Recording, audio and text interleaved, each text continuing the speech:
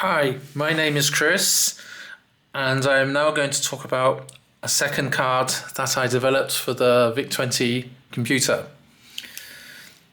This is a plug-in card, goes into the expansion port and will provide VGA capability to your VIC20 computer.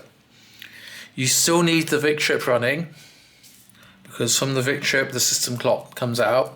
So that all still needs to be working. So it's not a replacement for that. This is just an additional card you plug in and then you'll see a VGA display.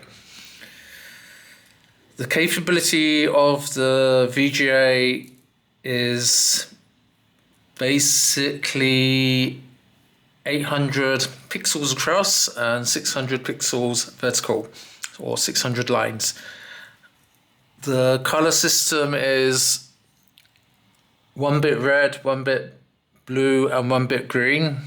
But I found that if you switch these colors rapidly, you can get other colors. So in here, it can go up to 64 colors on the background screen and on the border screen, but not for the characters displayed or the graphic symbols displayed. Those are still 16-bit. Now, when this card is plugged into the VIC20 computer, you need to internally wire out pins A14 and A15. So this can see the whole address bus. Unfortunately, on this connector, these two pins are not included. So they need to be wired in. However, by wiring these pins in, you then get the full address expansion. So this can have no memory, it can have 8K, it can have block 1, block 2, block 3, and block 5. So these can all be individually enabled, disabled. And the reason I can't use the chip select ports on here is that I need to also listen to the same addresses as the VIC chip, which is at registers 9000, at location 9000 hex. So, yep, you need this. This is the only negative part.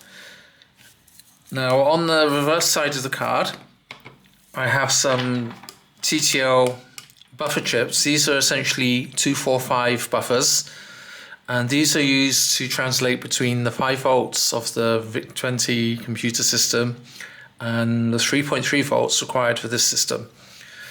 And this chip is a hex inverter, which is used for some driving functions, and then the rest of it is just basically R's and C's. Oh yes, there's a regulator here to convert to provide the 3.3 volts power required by most of the circuits on this board. So this operates from the 5 volts supplied by the VIC.